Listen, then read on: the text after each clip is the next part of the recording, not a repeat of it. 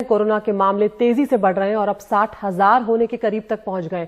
इसी के मद्देनजर कल गृह मंत्री अमित शाह की अगुवाई में हुई बैठक में तय किया गया है कि कोरोना पर लगाम लगाने के लिए दिल्ली में नए सिरे से रणनीति बनाई जाएगी और बीते 2 दिनों में ही देश के कुल कोरोना पॉजिटिव केस में से 24% केस और 25% मौत दिल्ली से दर्ज की गई है।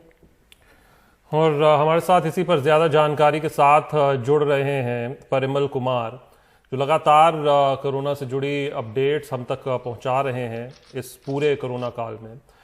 परिमल, एक छोटा सा सवाल आपसे ये है कि अब क्या नई रणनीति बनाएंगे 5 महीने बाद, 4 महीने बाद, जो अब तक नहीं बनाई गई, या फिर कहीं ढील दी गई थी उसको फिर सुधारा जाएगा, और आखिर वो दी ही क्यों गई थी?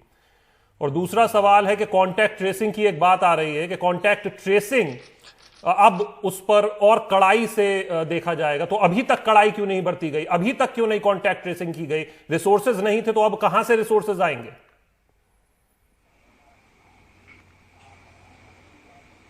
देखिए, विस्तार से मैं बताता हूं शशांक। इसमें सबसे पहली बात तो ये कि दिल्ली को लेकर अब जरूरत क्यों पड़ी है।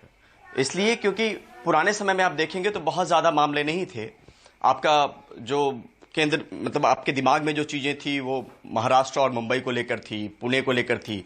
दिल्ली में धीरे धीरे जो है वो मामला बढ़ना शुरू हुआ है और अब ये लग रहा है कि मुंबई से ज्यादा मामले दिल्ली में हो जाएंगे। जो एक्टिव पेशेंट्स हैं, जो हॉस्पिटलाइज पेशेंट हैं, इस तरह के हालात बन रहे हैं और ये लगातार स्थिति बिगड़ती जा रही है। और स्थिति इस कदर बिगड़ गई है कि डबलिंग रेट देश का अगर 21 के आसपास है तो दिल्ली का 15 दिन के आसपास है। तो अब इन सब चीजों को लेकर एक रणनीति बनाई गई है। ये कह सकते हैं कि पुराने समय में भी कुछ चीजें सोची जा सकती थी, लेकिन आपका ध्यान भी आपके पास तमाम संसाधनों को देखना होता है, प्रायोरिटी देनी होती है। उसके बाद कुछ एक पॉइंट, करीब दर्जन भर पॉइंट जो है वो दिल्ली सरकार से शेयर किए गए हैं, जो हमारे हेल्थ मिनिस्ट्री के सोर्स बता रहे हैं। उसमें 5-6 पॉइंट बहुत इंपॉर्टेंट है।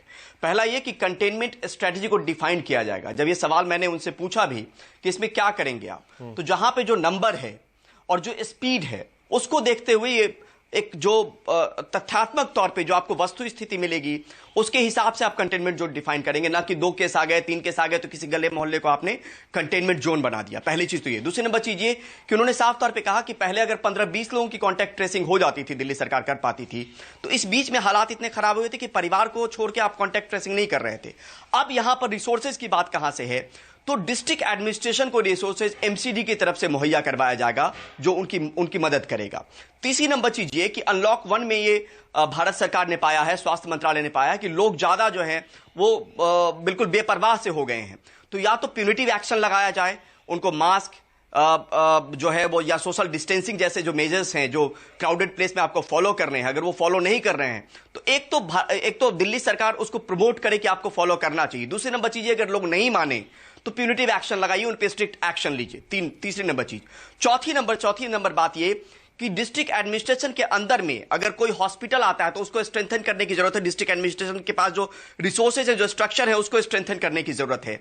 जैसे मान लीजिए ईस्ट दिल्ली है, जीटीबी हॉस्पिटल है, उसके अंदर में एक मेडिकल कॉलेज आता है। इधर आप मान लीजिए सफदरजंग हॉस्पिटल है, उसके अंदर में एक मेडिकल कॉलेज है। तो जो ऐसे मेडिकल कॉलेज हैं और जिसमें 4th-5th ईयर के स्टूडेंट है या इंटर्न है, उनकी मदद भी ली जाएगी। और साथ में सीरो सर्वे जो 20,000 लोगों पे करवाया जाएगा वो भी मददगार साबित होगा, लेकिन उसके परिणाम आने में भी 2 हफ्ते का वक्त लगेगा जब ये प्रोसीजर आप पूरा कर लेंगे। तो ये तमाम इस तरीके के मेजर जो हैं वो अपनाने को कहा गया है और दिल्ली सरकार से बाकायदा शेयर कर लिया गया है। और उनको, चूंकि ये बहुत माइन्यूट डिटेल है, उनको ग्राउंड लेवल पे, माइक्रो लेवल पे जो काम करना है, अंजाम देना है, वो दिल्ली सरकार को देना है, लेकिन केंद्र ऊपर से मदद जो है वो करता रहेगा। और ये 3 लोगों की कमेटी थी जिसमें वीके पॉल है जो नीति आयोग के मेंबर है और एक एम्पावर्ड ग्रुप को भी चेयर करते हैं, साथ में रणदीप गुलेरिया हैं और इसके अलावा बलराम भार्गव है जो आईसीएमआर के चीफ है। तो ये सब मिलके, तीनों लोगों ने मिलकर रणनीति बनाई है और उसके इंप्लीमेंटेशन की बात है। और एक बात और शशांक, यहां से इस बात को खत्म करते हुए कि हमने देखा कि रणनीति जब बनाई गई तो धारावी जैसे जगह का भी चेहरा बदला है और उसकी सूरत बदली है। वहां के केसेस की स्थिति जो है आज की तारीख में उसका एग्जांपल दिया जाता है कि धारावी में कैसे आपने इंप्लीमेंट किया है। तो वही रणनीति जो है दिल्ली को लेकर जो है एक रणनीति बनाई गई है। उम्मीद यही करते हैं परिमल कि ये जो नीति बनाई गई है ये अब असर लाएगी, और पहले क्यों नहीं बनाई गई, थोड़ा पहले हो जाता तो और बेहतर होता।